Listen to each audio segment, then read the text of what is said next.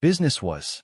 I grew up in Los Angeles, and I was studying business in college and never done a school play or anything. But in 1987, Tom Selleck got married under a fake name. The minister didn't even know who he was. They forgot the marriage license and had to race to fix it before dinner. But that secret wedding was just the start. A water theft scandal, a helicopter death on set, and a son who spiraled into addiction. By 2025, Tom admitted on live TV he might lose everything. This is the story of a man who had it all and watched it crumble. Tom Selleck was born on January 29, 1945 in Detroit. His mother, Martha, stayed home to take care of the family, and his father, Robert, worked as a real estate investor. During that time, Robert was also serving in the Army, working on B-29 bombers during World War II. Tom was the second child. His older brother, Bob, had arrived a year earlier in 1944, and later two more siblings followed, Martha and Daniel. They lived in Detroit back then, a city filled with factories and noise. But Tom's early childhood would soon change completely.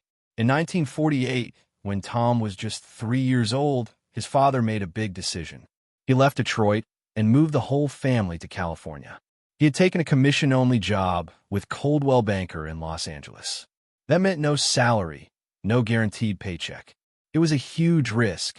They settled in Sherman Oaks, a place that was still mostly farmland at the time.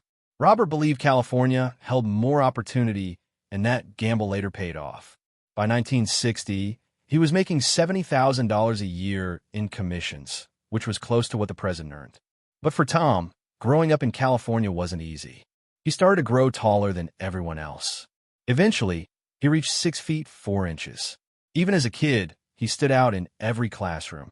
He felt awkward and different, and it made school tough at times, but slowly he began turning that height into something good. He joined the basketball team at Grant High School and became a standout player. He also played baseball. His body, his coordination, and his focus helped him rise. But that didn't mean life was simple. When Tom was 17, something happened that could have ended everything. He was riding in a car with two friends traveling down the dangerous curves of Mulholland Drive. The car lost control, went airborne, and crashed. It was his mother's red Chevy Corv. The accident was so bad, it became the opening story in his 2024 memoir, You Never Know. They survived, but it changed Tom forever. It made him more careful, more thoughtful. He never forgot how close he came to dying. Even though Robert eventually became successful, the early years in California were hard. The family struggled with money. So Tom worked. During high school, he got a part-time job at a clothing store. He kept working there even after he started acting classes. He also chose Valley Junior College because it let him live at home and save money. Even after he joined 20th Century Fox's acting program and then lost that opportunity, he went right back to the store. Work was never beneath him. He did what he had to do. He had always dreamed of attending USC, but they didn't give him a scholarship at first. He turned down a full basketball ride to Montana State just because he wanted USC so badly. So he worked, saved, and attended Valley College first. In 1965, he finally made it into USC. He played for the basketball team, but only scored 4 points in 7 games. The next season, he scored 0 in 3 games. The team said he was quick, but needed better defense. His sports dreams faded fast. While majoring in business, he found side jobs. He worked for United Airlines as a campus rep. His Sigma Chi fraternity buddies pushed him into going on the dating game in 1965 and again in 1967. He lost both times. It was humiliating, but that embarrassment somehow opened a door. A casting agent saw him and gave him a chance to audition for a Pepsi commercial. He got the part. All he had to do was dunk a basketball on camera. He drank so much Pepsi during the shoot he got sick. But the $1,000 from that ad led directly to his offer from 20th Century Fox. Then the Vietnam War changed everything.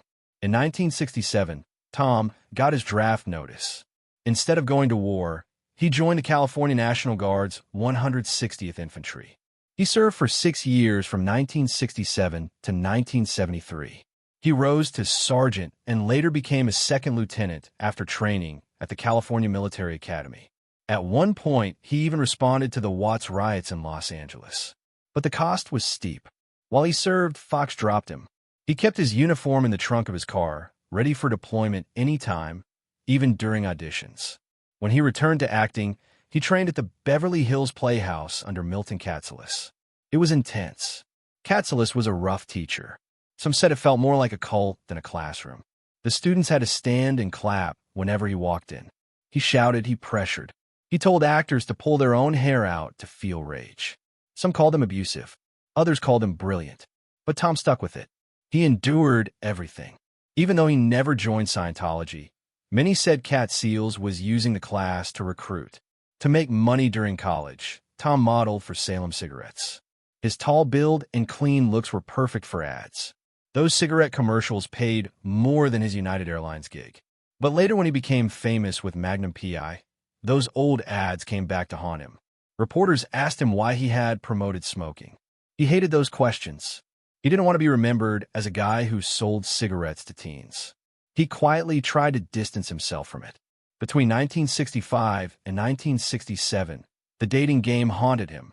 Losing twice on national TV made him question everything. He told AARP it was the most embarrassing thing he'd ever done. His looks didn't help him.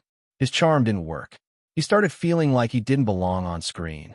The second loss hurt more than the first. That memory stayed with him for years. In 1969, he got a role in Judd for the Defense. It was a big break. Then something ridiculous happened. He was fired from another show just because he was too tall. At 6 feet 4 inches, he made the other actors look tiny. Directors didn't know how to shoot scenes with him. One agent even told him his height was a problem. Imagine being fired for how tall you are. It was crushing. For years, he had to accept bit parts just to stay in the game. From 1974 to 1979, he appeared in 6 episodes of The Rockford Files. He played Lance White, a detective. It should have helped his career, but behind the scenes, he clashed with the star, James Garner. Tom wanted his character to feel real. Garner wanted Lance to be silly, more of a joke. They argued about lines, tone, direction. The tension was obvious. Some scenes were rewritten on set. The crew could feel the divide. The fights made the work feel heavy. In 1972, he took a role in a cheap horror movie called Daughters of Satan. It was shot in the Philippines. The set was unsafe. There was a fire scene where the special effects failed. Real flames came too close. Tom got minor burns. His hair was singed. The crew couldn't even communicate properly. There was a language barrier, but they had to finish the movie. No one talked about what really happened. The studio covered up. Tom was scared, but had no choice but to keep going. In 1976, Charlie's Angels gave him a brief shot. He played a boyfriend character, but after just 1 episode, he was fired. Leonard Goldberg said Tom's height made the Angels look too small. They said there was no chemistry. The show went on to become a hit. Tom, meanwhile, returned to doing commercials.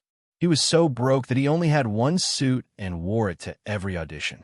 Robert Saline, the director of So Commercial, said Tom wore that same suit on and off camera.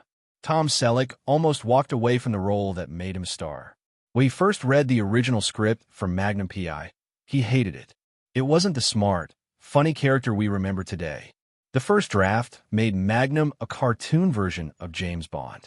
He had a house on seaside cliffs, a vicious dog, and even a hang glider with machine guns.